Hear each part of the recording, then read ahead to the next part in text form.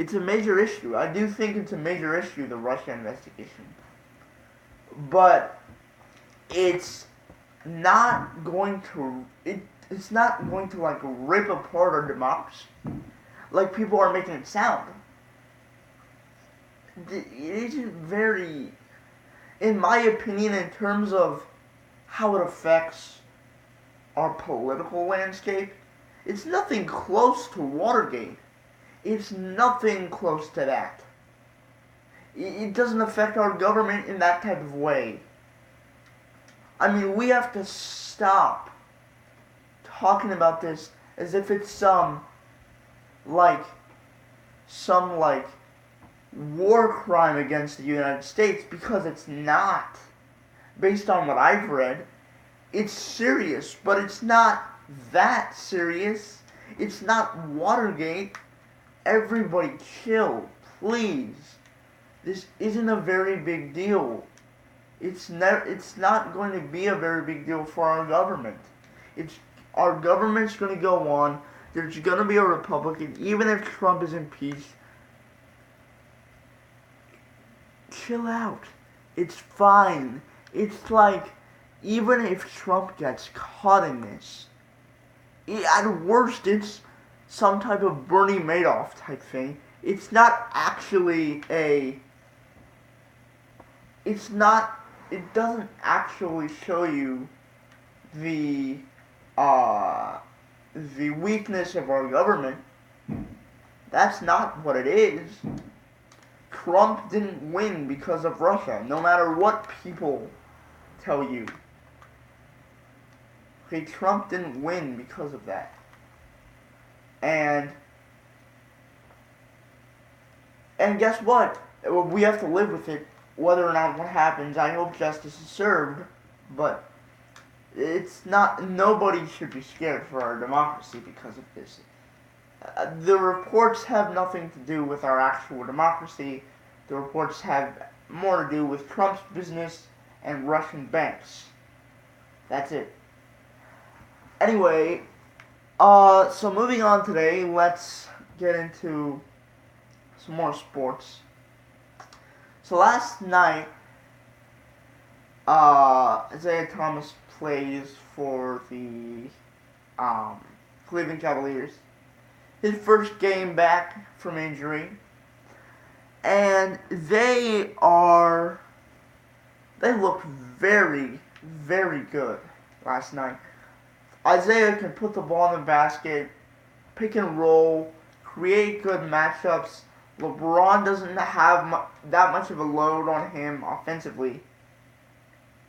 It's very good. It's worked very well. It's worked very well, and I think it will continue to work very well. I think this will, I think this will be good in the long run. I think they beat Boston tonight because nobody on that team can stop LeBron James. Nobody was able to. And I think Kevin Love has gotten into his own.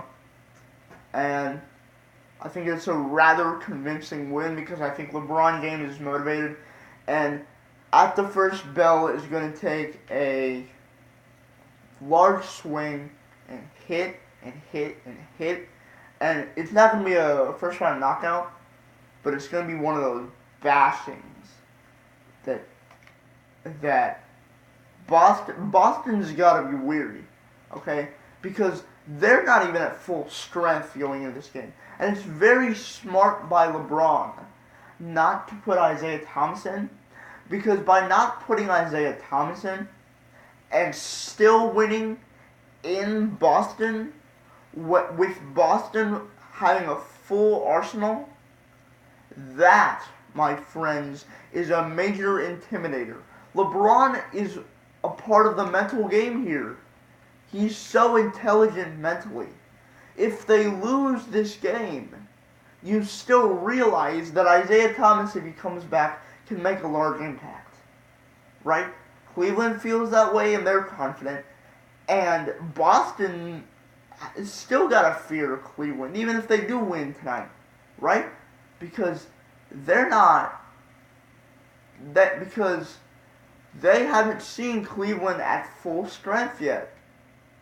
And I think that'll play a psychological role if they lose, and later on in the season. If they win especially, this will play a major psychological key because Isaiah Thomas has already been part of a winning effort. He's already been part of a 120-point performance where he didn't even play that much. They already have used him well without chemistry issues. They've already practiced with him. It's not an issue for Cleveland, it's an issue for Boston. Because if they can't beat Cleveland, who's not at full strength, in Boston with the atmosphere playoff-like, what does that say about their team? Not much. They're not going to compete with Cleveland. So I think either way, it's brilliant by LeBron. It's still a very exciting game to watch because you have guys like Jaylen Brown and Jason Tatum who are still going to put on a show and make up for what you don't have in Isaiah Thomas. And I think Kevin Love's going to play well. I think Dwayne Wade's going to play well. We're underrating Dwayne Wade. He's been really good off the bench. I think it's going to be a very good game. I think it's going to be it's going to be chippy. I don't think it's going to be close because I've seen LeBron do this. I saw him do it last year where he just smacked Boston in the mouth without Tristan Thompson, 36 points, all the way to the hole. Nobody could stop him.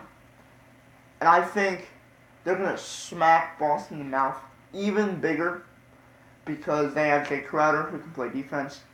And I think it's going to be chippy. It's going to be fun to watch the entire game. But I think LeBron's going to put on a show. I think Kyrie will put on a show, but it'll be mitigated. I think the Cavs win 15 to 20 points. I'll give you that. 115-95, let's say. I think that's going to happen tonight. But it's going to be a very fun game to watch. And I wouldn't be surprised if meaningful players, Kyrie or LeBron, may get thrown out in this game or get called with technicals because of the way of the chippiness of the atmosphere and the Garden night. It's going to be very fun to watch. And I'm excited. I hope everybody else is.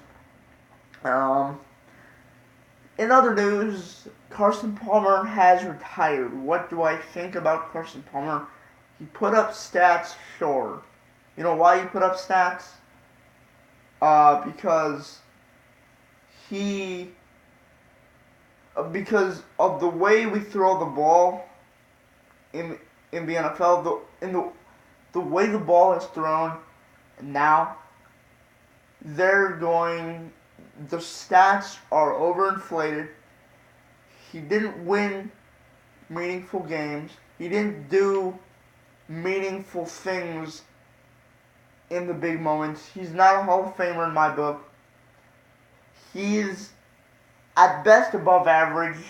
He's usually an average quarterback with inflated numbers because he's played for a long time, because of the way the game has changed, and because of the receiving talent with which he's played. But that's what I have to say about him. He doesn't impress me. What has Carson Palmer done to impress anybody? Nothing. He hasn't won any major playoff games. He's had Larry Fitzgerald and a high-powered Bengals offense, and he won the Heisman Trophy once. Okay, fine. A lot of people win the Heisman Trophy and don't do anything in the NFL. And he had a nice career. Don't take anything away from him. But he's not that guy. He's not a Hall of Famer. And there's some good, not great guys. And he was a good, not great guy. That's just how I reflect on his career.